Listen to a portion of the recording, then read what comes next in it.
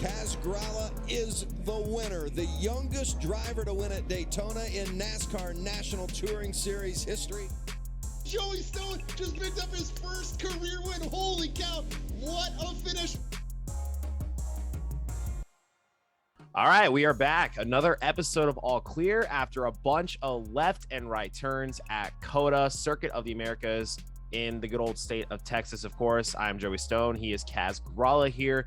Kaz, lots to talk about here. We had quite a lot of action over the weekend at the famous road course. Second time for NASCAR to be here, and after we just saw that NASCAR announced that the Cup Series will be back in 2023, it seems as though after this race, there's a lot to talk about and lots of racing to come from this track after everything we saw.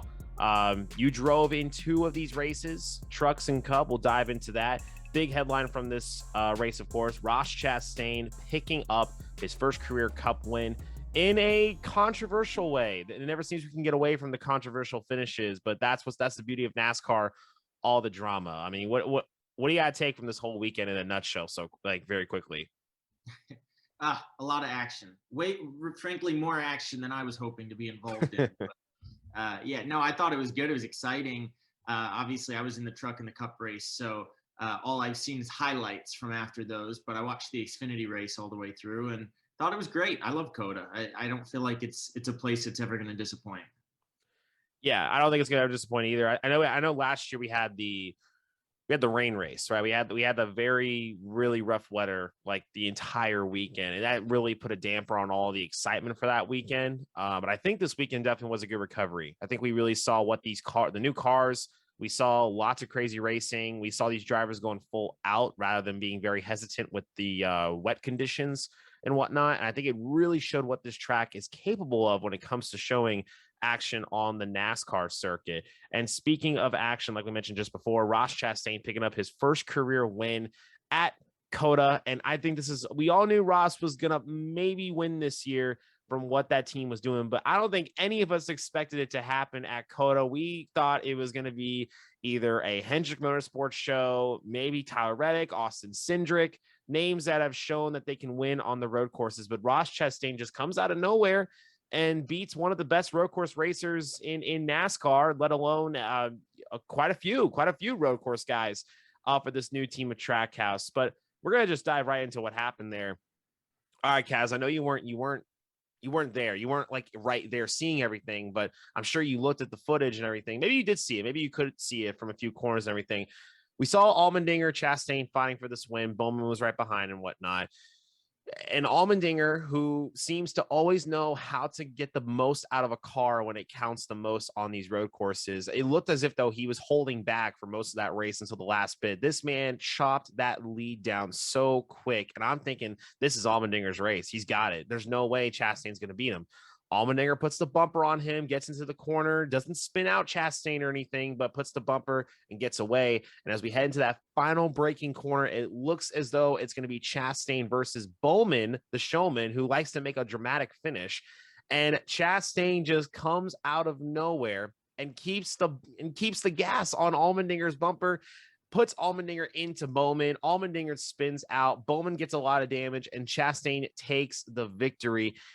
I think the best way to go to approach this is just to ask you, a Cup driver and just a NASCAR driver in general, what's your breakdown and what do you think about that move that Chastain pulled? Well, I think you have to go for the win. I can't fault him for that, of course. And Allmendinger had just knocked him out of the way in turn 15.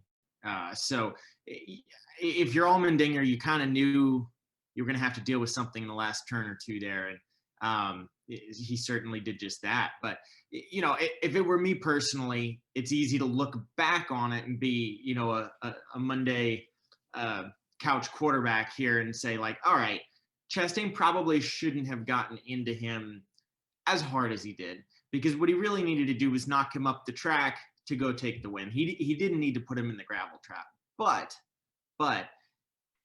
that's such a fine line. When you're pushing on somebody's bumper, the difference between not hard enough and just the right amount and too hard, I mean, you're talking like tenths of a second different that you get off the gas. So that's a really hard thing to do properly. And obviously, that's not anything anyone practices. You know, we drive race cars, we race cars, we practice them, maybe do some simulators. Nobody's practicing hitting people out of the way and how hard to do so. So he did what he felt like he needed to do to win that race. Ultimately, that is what he needed to do to win the race. And of course, Allmendinger came out on the short end of the stick there. But I think in this format, the way things are nowadays and how crucial wins are, you've got to do that. You really do. So I can't fault Ross for that one bit. It was cool to see him win in Trackhouse. I was co-drivers with Justin Marks for the Rolex 24 a few years back, so I know Justin, and he's a great guy. So really happy to see that for all those guys over there. But of course, Allmendinger not as happy. So we'll see.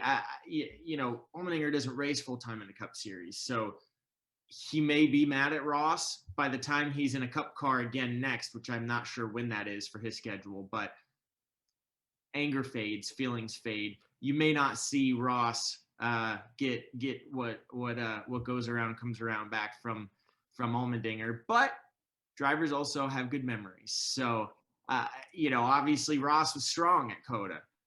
Would not shock me to see him and his team up front in another road course this year. In fact, it would kind of surprise me if they weren't, because they were so good at COTA. So they'll be up front again, and you know AJ will be there joining the party on another one of these. So I'm not sure. I'm not sure if we've seen the last of this saga, but we've seen the first of it, and it certainly didn't lack any excitement.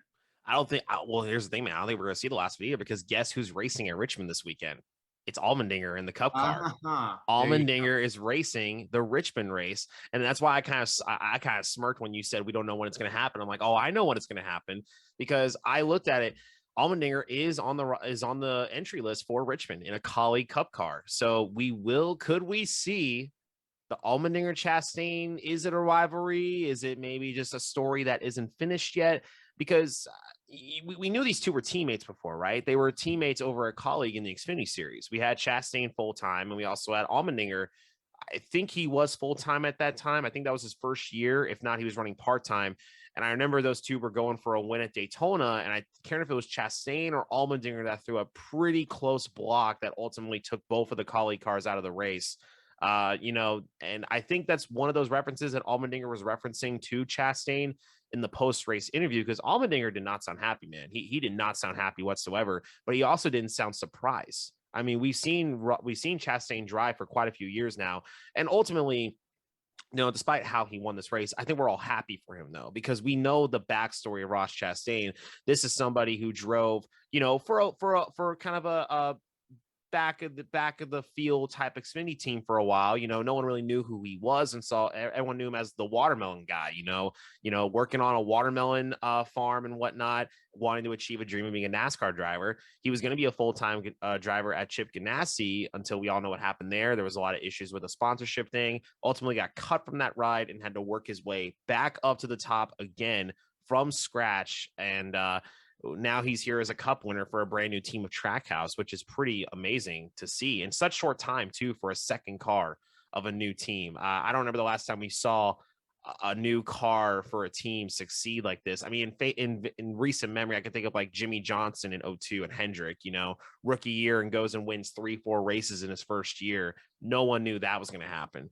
But I like what you mentioned earlier about, you know, boys have at it, you know, this new format, you know, you got to go for these wins and whatnot. I want to actually reference Denny Hamlin on Twitter the other day. Bob Pockers put a tweet out about the post race, some chatter with Ross Chastain and Justin Marks about that incident with Allmendinger. And Hamlin quoted, "In 2017, it wasn't okay. In today's world, high stakes, do whatever it takes, playoffs on the line, blah, blah. It's all fair game. The game has changed, and it's just expected now. Everyone runs over everyone. Doesn't matter if it's for first or 10th. He went on, of course, to say congrats to Justin Marks and Ross. So Denny kind of saying there that maybe he doesn't really like what Ross Chastain did, but at the end of the day, that's just where the situation we're in today is. You got to get these wins because nothing is guaranteed. And let alone this season, we already have 6 different winners already. I mean, nothing brand new to have 6 different winners, but it seems as though we're on pace to maybe get those 16 winners like we talked about a couple episodes ago. And Ross knows that winning a cup race is very, very hard to do. Once again, we got guys like Chase Elliott. He hasn't won yet at COTA. He wasn't the best car at COTA. He was like a 5th place car. It just shows what this new car is doing, and it's bringing out a lot of incredible talent and shows how tight this field is. Kyle Busch hasn't won yet. None of the Toyotas have won yet. Hamlin, none of them. So it just goes to show how crazy this is. So kind of referencing what Denny Hamlin said right there. I mean, what's your take on that with how things are today? Do you like the aggression style that we're in now as a sport? Do you think maybe it needs to be toned back a bit? I mean, I think for ratings, it's great. I think people love the excitement. It's bringing people in. But at one point, do you kind of pump the brakes a bit and say, okay, we're not just going to drive into some car and wreck them when they just bumped you out of the way? You know, what's your take on that? Yeah, I mean, it is frustrating, and gosh, if Denny's frustrated in the Cup Series, he just needs to go race on a Friday or a Saturday one of these weeks and see how bad it really is. Because I mean, it's getting to be really overly aggressive out there to the point where, you know, there's nothing to gain from it. You know, you're getting wrecked for like 18th on the last lap, which is dumb. It's dumb.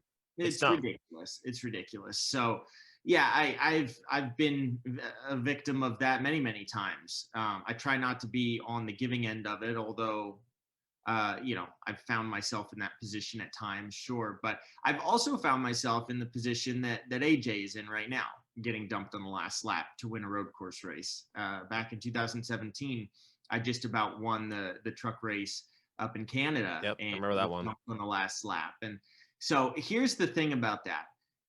You know, we're talking about, well, are we going to see some retaliation at Richmond? Well, here's how I look at it. Could AJ and Ross find themselves near each other on track this week? Sure, maybe, depending on where they're running at. Do I look at either of them as clear favorites to win Richmond? They don't come to the top of my mind, although, as we've discussed for weeks now, with this new car, really, whoever knows. But I don't have them picked out as 2 favorites that I expect to be racing for the win in the closing laps. Well, when you're on the end that AJ was on, you got dumped for a win. That's not just dumped for a spot or dumped. That was a win. That's a big paycheck. That's way more valuable. So if I'm AJ and I'm running 16th this week and Ross is right in front of me for 15th and I can get to his bumper, I don't do anything. I wait. I sit on it and I get my retaliation the next time it counts, because to cost him a 15th place finish, all right, maybe he'll still be annoyed, but it's not the same. That's not going for a win. The next time I'm retaliating is when I'm going for a win. And I'm not doing it, frankly, as revenge or vindictively. I'm doing it because I'm like, oh, I see how you raced me when we were in these situations. I'll race you the same exact way the next time we find ourselves in that situation. And frankly, I'm still in that position from 2017. You know, Austin Cindric, he turned me on the last lap, really didn't even attempt a clean pass. And I was really mad at the time. I haven't really done anything since, but that's because he and I haven't found each other racing each other for a win at the end of a race. And as circumstances have happened, he's in Cup now and I'm in Cup here and there. And so the most likely time that we'll find each other racing for the win again might be in a couple of years in the Cup Series. But when that happens, I'll race him the way that he raced me. And I think there's absolutely nothing unfair about that. So, you know, we'll see. I don't know if tempers will flare at Richmond, but like I mentioned, the thought of the 2 of them being up front again and possibly battling for a win again this year, absolutely likely. So we probably will see some more, but I'm not sure if it's going to be at Richmond personally. But yeah, the overall aggression level is just really high. We saw that I saw that and felt that in the truck race and in the Cup race as well. In stage 3, I got turned around twice. Yep. I clipped somebody, turned them around. You know, it's a battle out there. You're racing hard. I got to the inside of the 10 car Almirola and felt like I had enough room for him to give me, or I was inside enough for him to give me room, and he didn't. He turned down to the apex, he clipped it and spun around, and he was not too happy about it. But I'm like, what do you want? If there's a gap there and I can get that run, then I'm going to go for it. I didn't feel like I came up into him. I was just slightly inside, and he came down and clipped. Then, of course, 2 laps later, none other than Austin Cindric just rails me from behind, turns me around, and now I'm in the back. So, and that was only with like 7 laps to go or something. So that probably hurt our finish a little bit. We were up as high as, floating around 20th. Yeah, you were around there. Yeah. Somewhere around there, 20th, 22nd at best, 23rd. I'm not going to say we had any blistering outright speed. We sure didn't. We're not operating at the level of yeah, what of course, other teams are as a brand new part-time team. We're literally just getting our footing. We've got like a couple people that work on the car. I was diving inside of Eric Almirola, Stuart Haas car that's got 300 people back at the shop, and big difference. $22 million annual budget. So I felt really, really proud of what we were able to do and where we were able to run. So to run 20th to 25th there was great for us. And obviously we saw some incidents on the last lap. Had it not been for Cindric turning me, I do think that we had a chance to finish somewhere between 18th and 20th or 21st, which would have been great. Instead, we finished 25th. Still, I think a valiant effort, a day that we can be proud of. There were 39 cars, and we finished 25th. And there's absolutely no way that you could say we were the 25th best car or 25th, most prepared, most funded team out there. Not by any stretch. So I'd say that that's a job well done by all of us, our team, our pit crew. So we were proud of that. And there's nothing flashy about finishing 25th. In fact, you probably don't even get mentioned much on the broadcast to go finish 25th. But I can assure you, in the Cup Series, that means something. That's really hard to go race. I mean, I raced probably 10 times harder on Sunday than I raced on Saturday. And on Saturday, I raced from the back all the way up to the top 5 twice in the truck race. I think you passed like 100, and I think you had 100 something green flag passes. I think was the stat, which is insane, by the way. And on Sunday, I think I was like slicing and dicing for like 28th, 29th, 10 times harder racing than what it was in trucks. It's unbelievable what the difference is. Because back there, you think about it as, oh, you're towards the back, right? Well, who did I race all day? I raced Brad Keselowski, Kurt Busch, Corey LaJoie, all day long. I raced those guys all day long. Ricky Stenhouse. These were the guys I was trying to hold off, trying to make passes on. I mean, 2 of those guys are Cup champions. Those are Cup winners. Those are big possible names. Hall of Famers. Yeah, absolutely. And it's like this nowadays, these are the guys you're racing for like 26th, 27th, 28th. I mean, that's no joke. So it was a grind all day on Sunday, but really fun.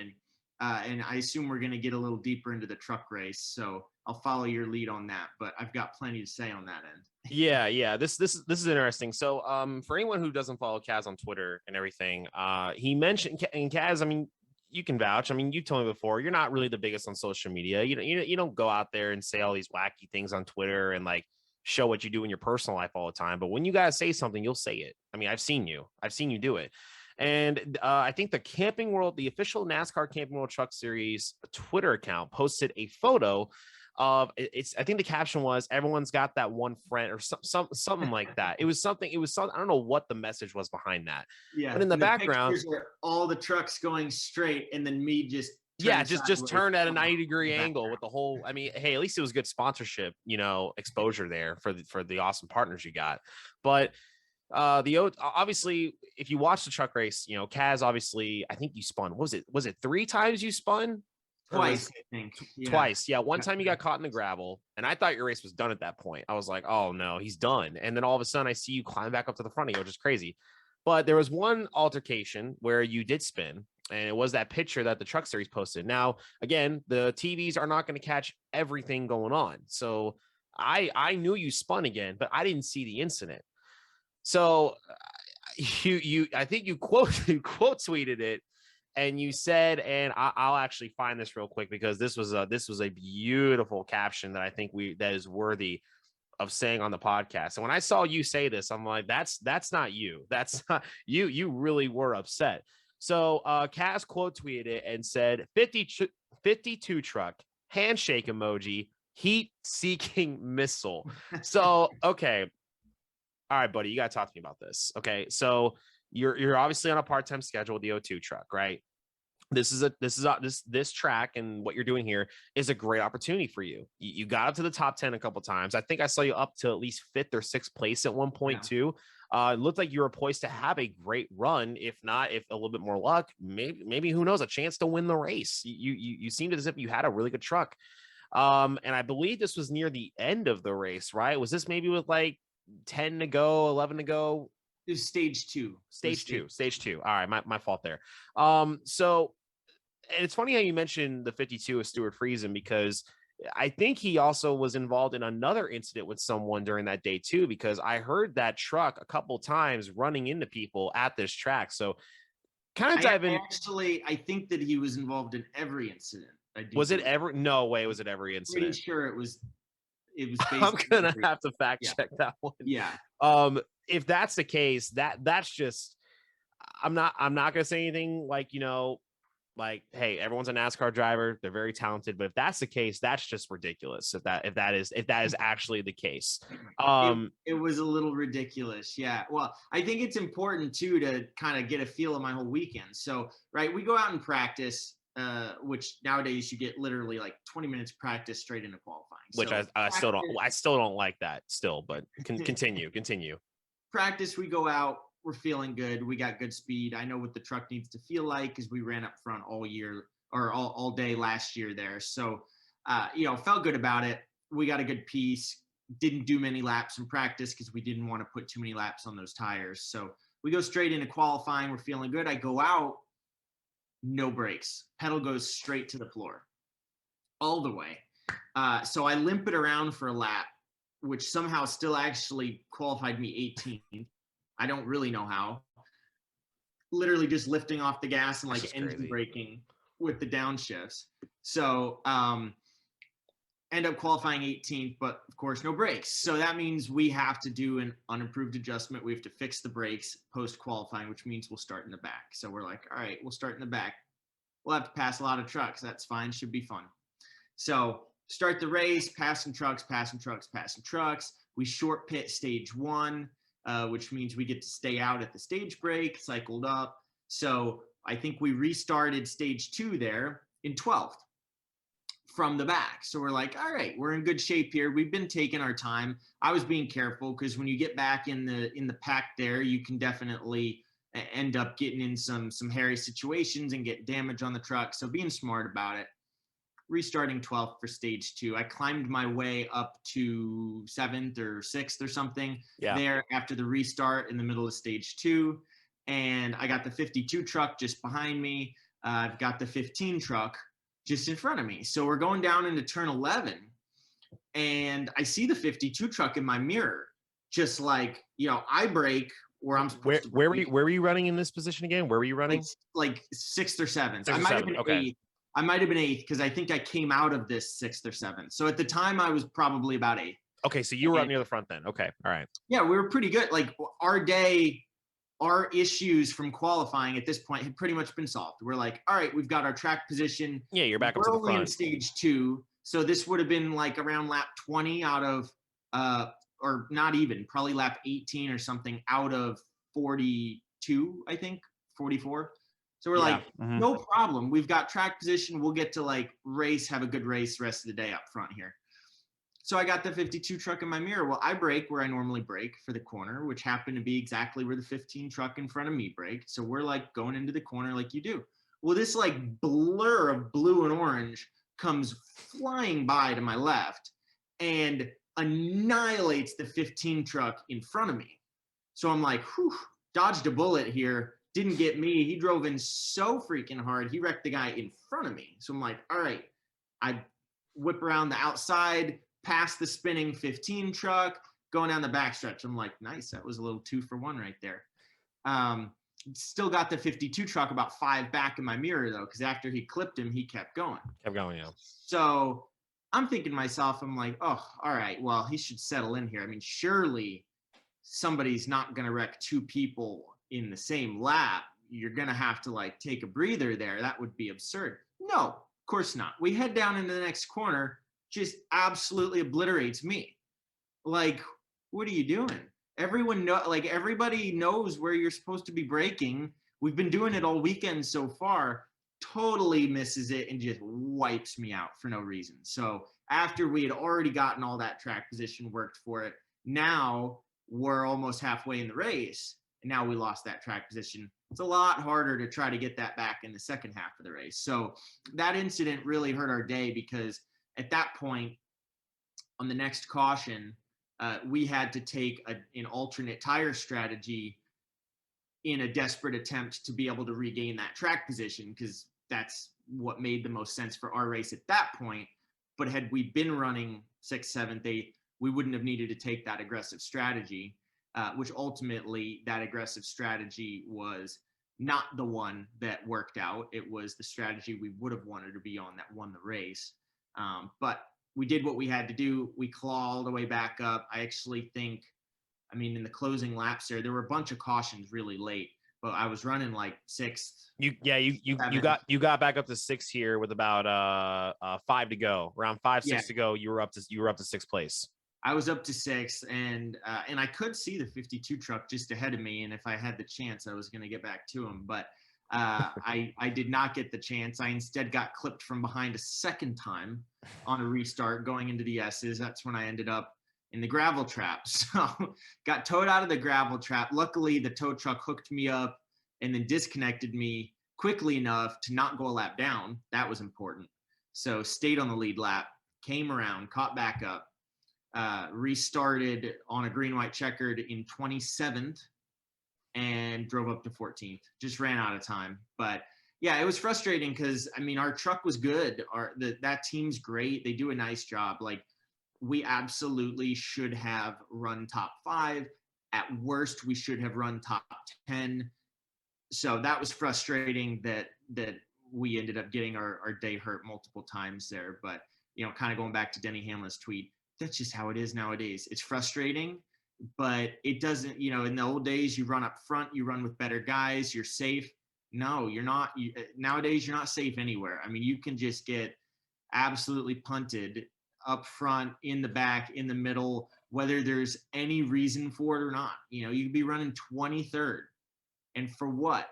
But instead you get you get destroyed from behind on the last lap for a 23rd position or something. Like, it's just, it's tough out there, and it does get frustrating, but at the same time, it's the sport we do. We don't have any choice but to deal with it and try to be on the right end of it. So sometimes that means being the aggressor, because if you aren't, somebody behind you is going to be on you. So that is the reality that the sport has turned into. But I agree with your analysis of it, which is, from the fans' perspective, I guess there's nothing wrong with that. Oh, it's like a movie. It's like watching a Michael Bay Transformers movie or something like that, man. Explosions left and right. You got drama everywhere, radioactive. I mean, these fans are loving it. But when it comes to guys like you who are just trying to make the best of these opportunities to show, like, hey, I should be your full time, you're getting punted from some guy who's been in the series for 5-6 years now, and, you know, who's nearly a lock every year for the playoffs. Like, why is he running someone over who's just there trying to do his own thing? Is my kind of thing. And like, yeah, I'm happy you at least agree with my point there on that one, because I don't think this really would have been a better topic for us until we saw what Chastain did, because Chastain's always been kind of that driver who will be aggressive. He'll race you clean, but he'll be aggressive. But this time around, we kind of saw what Chastain would do if he got bumped out of the way for something. He'll retaliate, and it won't just be a bump. He will slam you into the corner and take out an innocent bystander of Alex Bowman as well. Which, I mean, I'm sure Hendrick Motorsports ain't happy about that build to fix the damage on that car, because it looked like a lot of damage on that car and whatnot. But kind of speaking on aggression, I like what you mentioned there about you have to be aggressive, though, which is kind of like the the coin toss here. It's like you don't want to see all this aggression from 20th to 30th place, but at the same time, that aggressiveness tends to be the ones who go out on victory lane. We saw Allmendinger won the Xfinity race, who tends to be an aggressive yet clean driver when it comes to aggressiveness. He won the race. He's aggressive on the track. He's aggressive when it comes to hitting his marks, and he won that race. It looked to me, honestly, he had the best car. He was the one to beat in that Xfinity race. When it comes to the Truck Series as well, it just kind of seemed like those who were aggressive are going to win this race. Unfortunately, though, Kyle Busch, who usually is aggressive, was taken out from a 3-wide move, which was caused ultimately by somebody that you talked about a few moments ago. I think it was Stuart Friesen and Bowman, I think, right? I think those are the two trucks right there who Bowman was like, I'm going to send it in here. Well, Friesen's like, well, if you're going to send it in, I'm going to send it in. And Kyle Busch is just over here cruising to a victory and gets taken out. And John Hunter Nemechek, Zane Smith takes the win. Nemechek came in second. But just shows you, man, aggressiveness is what you need to win these races. But at the same time, is it kind of getting to a point where do you need to pump the brakes a little bit and kind of tell yourself, listen, we're back here in 13th. Do you really want to punt this guy for 12? And ultimately, it's going to come back to haunt you down the road when it really matters, when you need those points is the big thing. Well, and I think that the key here is there's a difference between aggression and being out of control. Mm-hmm. What we saw from Chastain was aggression. He moved somebody out of the way for a win. That was a very calculated move. Now, I may have thought it was a little harder than what was necessary, but like I mentioned, that's so hard to tell in the moment. But that was a deliberate, aggressive, calculated move. And I think that's what you need in these races. That's totally all right. What gets frustrating is the out of control over driving. The 52 truck didn't take me out to move me out of the way or even to get the position. It was literally, he missed his braking mark. That was he screwed up. He just way overdrove the corner by mistake and just cleaned somebody else out. That's the collateral damage. As of course, the contact will straighten his truck out. So he makes the corner, and the person that was in front of him is the unfortunate victim of that. And so I saw that with the 15 truck. I saw that literally 2 corners later with myself. And then looking back at the replay, that's exactly what you saw again for the win with Kyle Busch. Bowman went to make a pass on him, and Friesen went and sent it down in there.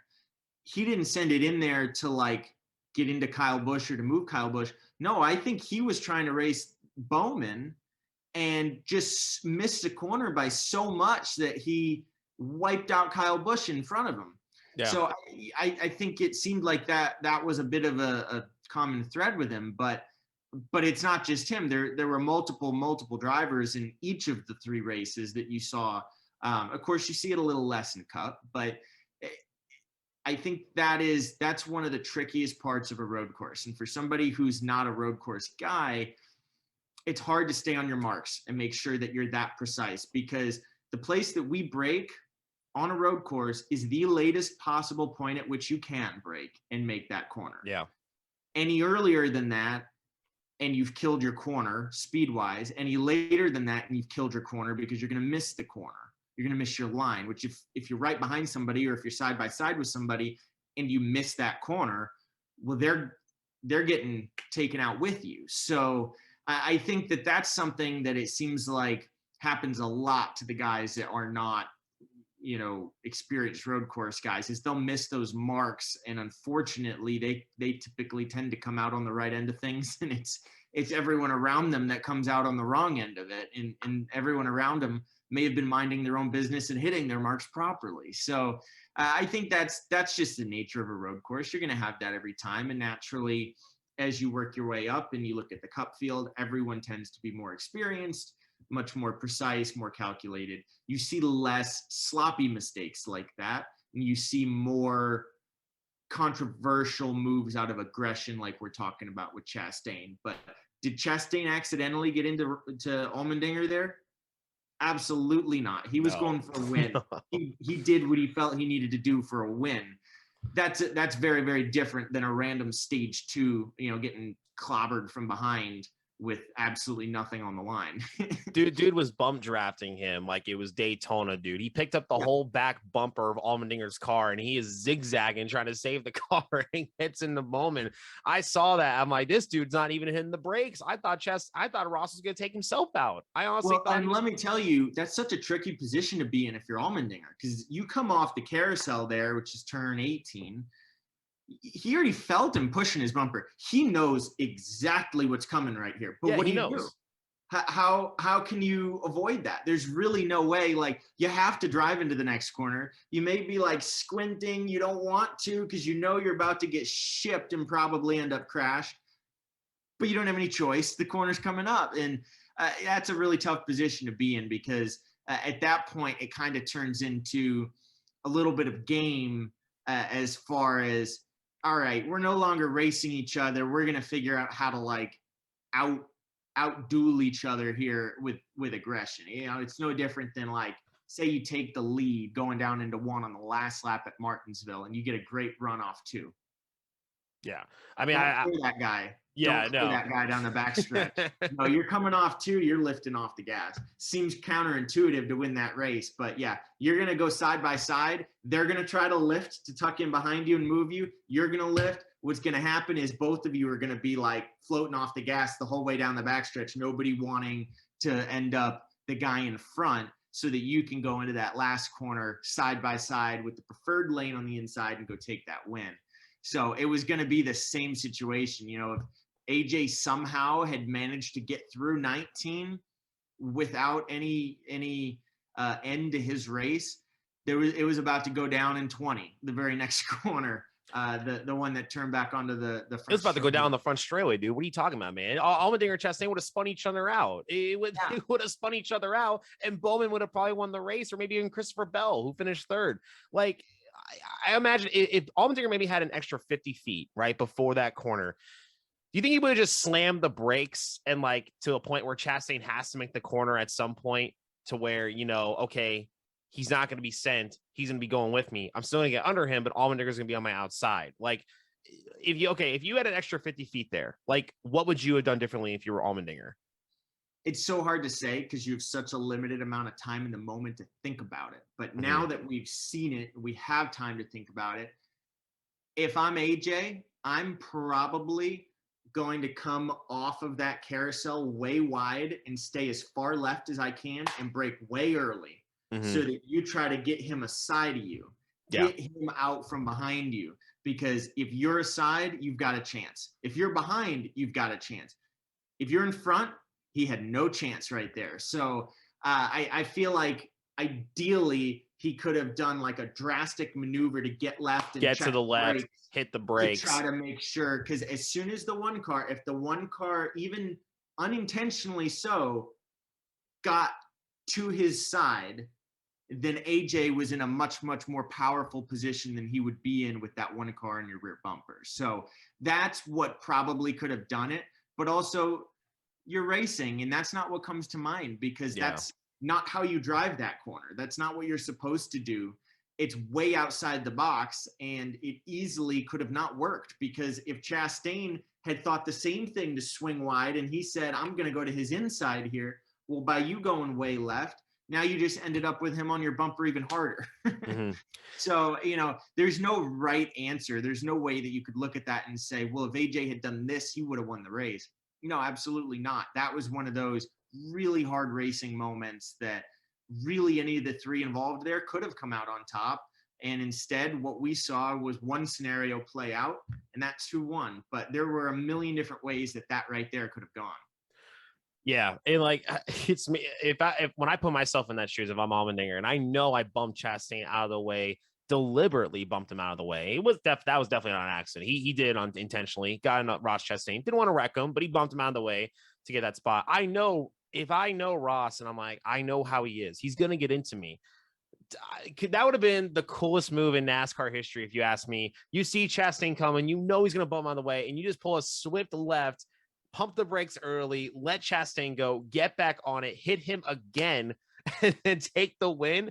That would have been the slickest move in NASCAR history, if you ask me, to win a road course race. Like, big brain moves. But ultimately, that did not happen, and Chastain takes the win. Will we see payback? I don't know. Could it be at Richmond? Maybe, maybe not. Just depends if they're in a situation where it's a win situation, possibly. We don't know how Allmendinger is going to hold on to this because we've seen these two go at it as even teammates before and have a little altercation and whatnot. So we'll see what happens. Hey, if you're going to make Alex Bowman say something about you, you may have done something that's a little out of line when Bowman says, I love Ross Chastain, but the dude drives like a, what. That's pretty much what he said in his interview. Well, here's the other thing. We haven't even talked about Alex, right? Like, I respect what he tried to do there, which was the move around the outside. Yeah. But also, if I had been him, heck no, I'm not trying to pass these two. In fact, I'm happy to be behind them. Yeah, slam the brakes and get behind them. These two are going to run each other off of the racetrack here in these last two corners. Like, I'd be sitting third, just right behind them, lurking right on Ross's rear bumper, waiting to see what he does. Because unfortunately, Bowman almost had the move of the century, just driving around both of them on the outside while they were messing with each other. Ultimately, though, ended up getting a whole left front full of Allmendinger there in the middle of 19. I really think Alex Bowman had the best chance to win that race. Looking at that scenario through the carousel, I would have told you the 48 car has the best chance right here, better than the 1, better than the 16, because they are going to just screw with each other. Yeah. And the 48 is going to be able to get this win. And I do feel absolutely that he could have done that. If he had hung behind the 1 shipped the 16 off in 19, the 48 is now on the bumper of the 1. He doesn't even need to do anything overly rude or aggressive. All he has to do, just give him a little nudge into the last corner. Don't spin him, don't wreck him. Just enough to get ahead. You're on the straightaway, you win. At that point, it's too late for him to try to do anything else.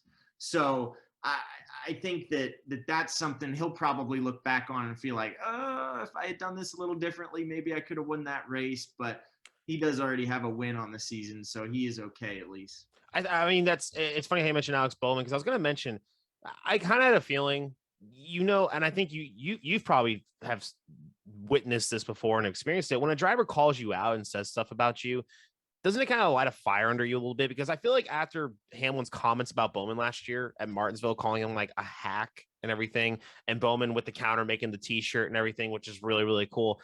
Bowman's become a new driver. Like he won at was it Las Vegas, right? Yeah. I think he won Las Vegas under the restart, and people once again said, oh, he didn't deserve that win. Kyle Busch did. Well, that may be so. Kyle Busch had the best car at the end, but hey, if you win a race, you were there at the right time. You did your thing. But you look at his speed this year, and Atlanta, it's more of a plate race kind of thing. Let's not really look at that. But at a road course, I never expected Alex Bowman to be arguably the best road course car at Hendrick Motorsports at a road course. Like, dude was driving, I think, in the top 10 all race long and was there at the right time. He beat Chase Elliott, aka the current road course king, what many people call him. Kyle Larson looked like he had a decent car, but he made a few mistakes and got involved in a wreck. Byron looked pretty good, but he had a penalty, I think. And so, but overall, it looked like Bowman had the best Hendrick car at a road course. So I think it's pretty cool to see Alex Bowman kind of coming into fruition, maybe trying to be one of those main guys every single week. Like we mentioned before, I think about him, he hasn't shown that dominating speed, but I think it's starting to show up a little bit. I think he's starting to show more consistency up near the front, and maybe we can see this at Richmond coming up, which he won at last year. He won at Richmond last year. He ran third or fourth, got a late restart, beat Denny Hamlin, who had the best car all day long. This could be a good time to maybe pick Bowman to win at Richmond. You never know. Some other notable runs here. Once again, our good friend Tyler Reddick finishing 5th. He ran top 5 all day long. He sounded pretty frustrated, as if like maybe he just didn't have as much as the top 2 or 3 guys to get that win. Kind of what Chase Elliott said too. He didn't have anything. He finishes 4th. Some other noticeable runs here. Eric Jones finishing 9th. Good top 10 there for the 43 car. Some other ones as well, as I'm kind of looking through here. Shout out to our guest from last week, Justin Haley, getting a solid top 15 there. I think at one point he was near the top 10 as well. I think he had a pretty solid ride I can't remember if he got spun or something happened, or maybe the restart just kind of got him a little bit. Something happened on pit road, but I'm not sure what. It was pit road. Yeah, Okay. he qualified in the top 10. He ran in the top 10 for. That's right. Yep. He qualified ninth. Yeah. And I would say he was borderline top 10 like all day. He was fighting around like 8th to 12th all day long, which is great. I mean, still a solid result. Todd Gillen finishing 16th in that 38 car. Harrison Burton, rookie, finishing 17th. Ty Dillon bringing the 42 car back to another top 20 for the second Richard Petty car. Josh Bilicki, 22nd in the 77. I want to give a quick shout out. Of course, you finishing 25th with what you had. I think that's a solid outing for you guys. Wish you guys didn't get spun as much there. Could have maybe been a top 20. Daniel Suarez, dude. I think honestly, he had a better car than Chastain. I personally think he did. And he had power steering go away. And this dude still finishes 24th. At one point, he was running up top 15, 16 with no power steering. That was a tough break for him. I think his wins around the corner with Trackhouse. Both of those cars look amazing. I didn't even expect Daniel Suarez to be a road course guy this weekend. And he was out there, qualified outside pole, led the most laps for about half that race there until he had his issues and got spun. Dude's going to go places this year. I think Trackhouse is doing amazing stuff. And cool to see Boris Said back racing there. He finished 26 right there.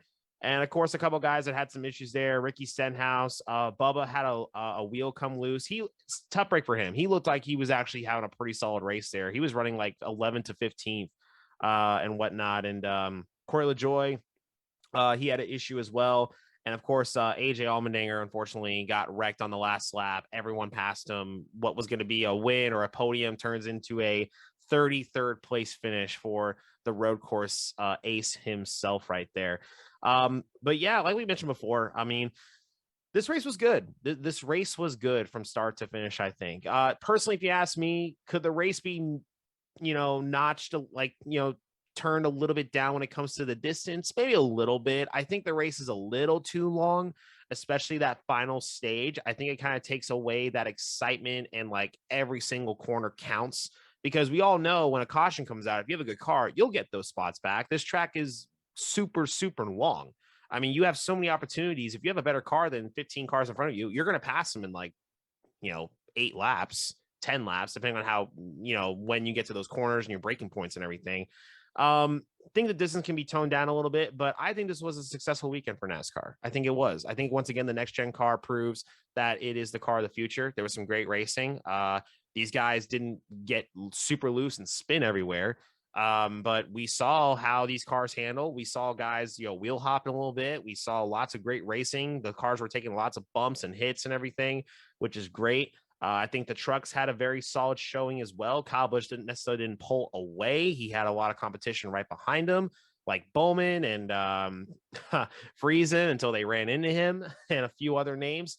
And the Xfinity side, Allmendinger definitely, I mean, I kind of figured Allmendinger was going to be the favorite going into this one, but he did a really good job as well. Noah Gragson, solid outing for him as well. He's shown once again that this could be his year, along with some other great showing as well. So kind of real quick, Kaz, your outtake on the whole weekend as a whole for the sport with COTA. Yeah, I loved it. And I saw some stuff floating around on Twitter yesterday talking about, renewing this race and going back for years to come. To me, it's a no-brainer. I think it's a no-brainer as the track. It's a no-brainer as NASCAR. It's a no-brainer as the drivers. And for the fans, I don't think that there's anybody that couldn't enjoy this weekend. The racing's good. It's fun. The track's incredible. Puts on a good show. So I love COTA. I loved it. I loved racing in it. Obviously had some frustrations in the different races, but still came away with what I would consider to be respectable finishes given everything that happened. Getting spun with 2 laps to go in a truck and finishing 14th. All right, I'll take it. Not what I feel like we should have finished, but okay, could have been worse. And in the Cup car, for us to go out there and run where we did and run ahead of the cars that we did and go finish 25th. All right, it's a good day. Yeah. So I'm pleased with it. I had a blast. I will agree with you on the length of the Cup race. Maybe could come down a little bit. I lost my cool shirt after the first stage. It started to circulate hot water instead of cold water. No, man. And I had to turn it off. And I will say that was miserable because I use the cool shirt like everybody else does as my cooling. So I don't have any other cooling. So if that goes off, I'm just sitting in the race car with nothing else to help me. So yeah, that was pretty brutal. It was a long day, long day, very physical. And to do double duty, it was probably the toughest place to do double duty. But to give just a brief circle back here, last week, Justin and I had talked about on our show here, we thought it was going to be extremely physical in these new Cup cars on a road course. So I will just go ahead and confirm that for you. Yes, it's exactly what we had feared and anticipated. They are beasts to drive. So physical. You can brake so hard. You can accelerate so hard. You've got a ton of grip. But at the same time, you're always finding that edge to the grip. So you're always busy. You're working the wheel and the pedals as hard as you can. And with that steering rack, it's not only more resistance to turn than the old power steering steering boxes, but you feel more through it. So when you clip a curb, when you hit a rut, when you hit a dip on the track, you feel all of that comes back into your hands and you are having to counteract that. So these cars also, I think this has been well documented. They're hot. So you just add all of it together and it's like, wow, that was an absolutely draining race in every way. And it was long. So a pretty brutal one, but I'm glad I made it to the end of it and I made it without a cool shirt. So feel like, yeah, if I had the cool shirt, I would have felt great by the end of it if I could have even made it through without one. So yeah, it was quite the weekend. And I do find that part of it interesting. I think in the future, you're going to see driver fitness levels probably even higher than they are now, higher than they've been.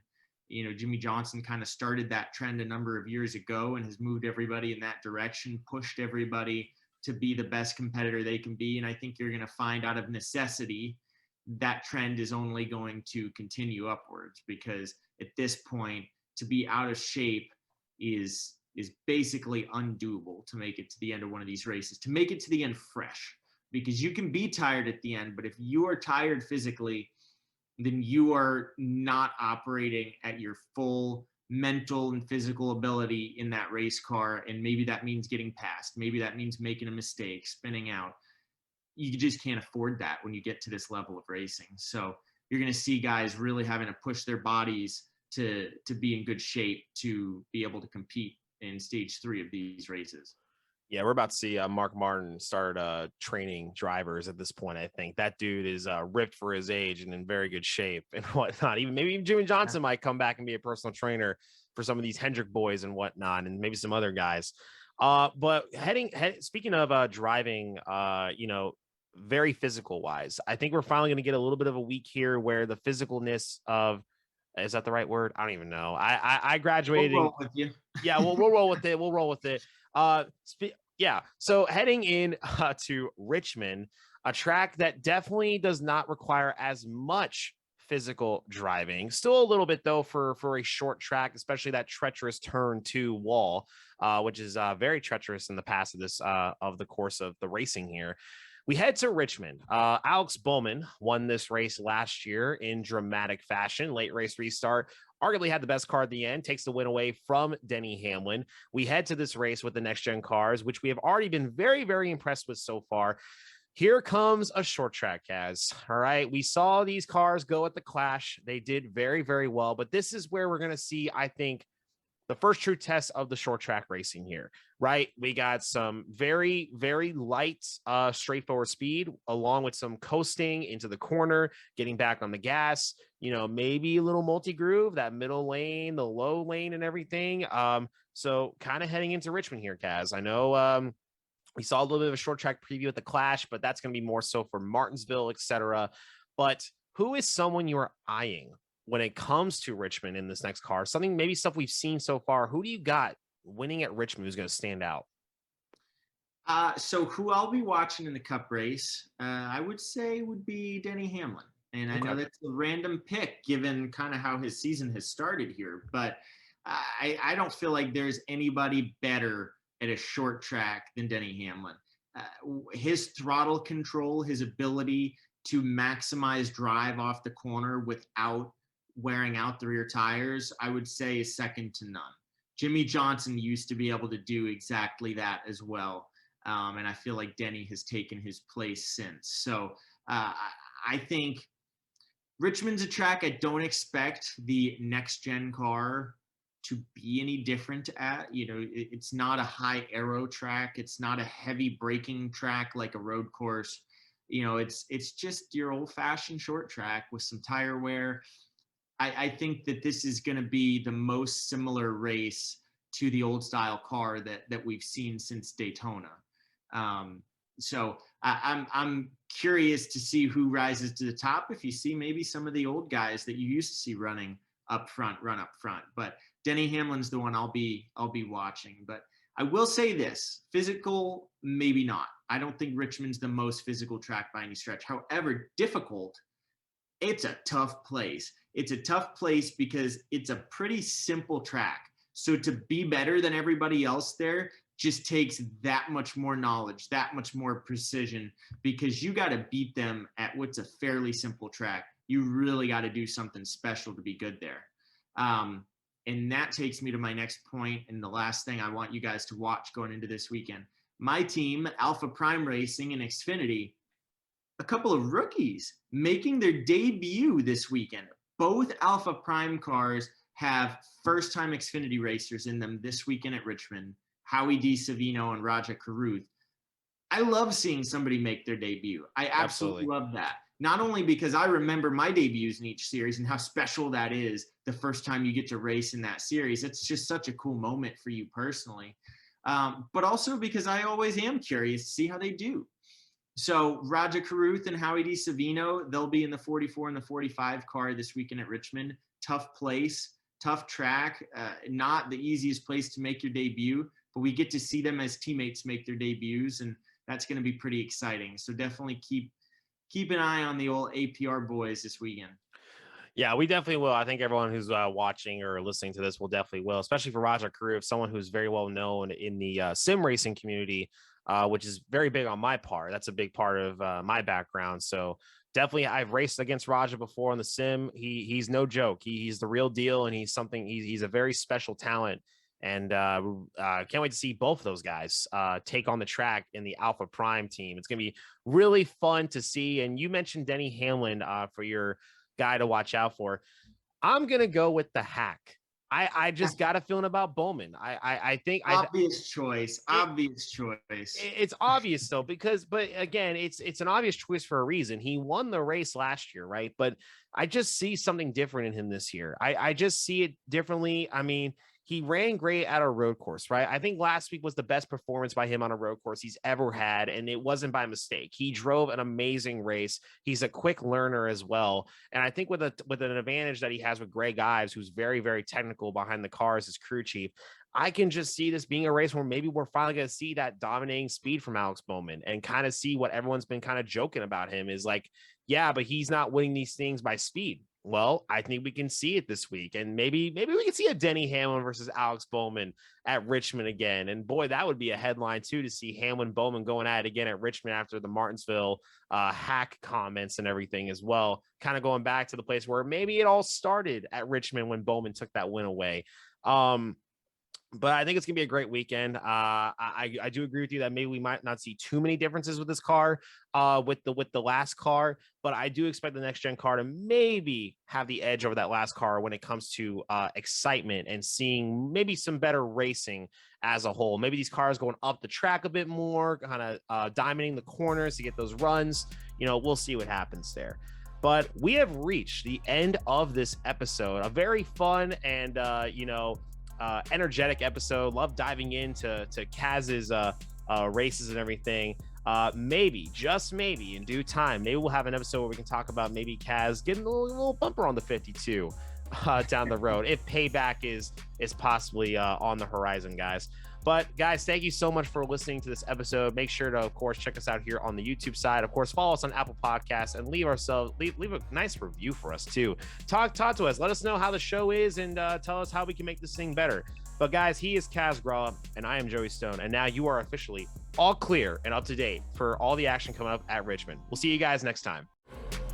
Kaz Grala is the winner, the youngest driver to win at Daytona in NASCAR National Touring Series history. Joey Stone just picked up his first career win. Holy cow, what a finish.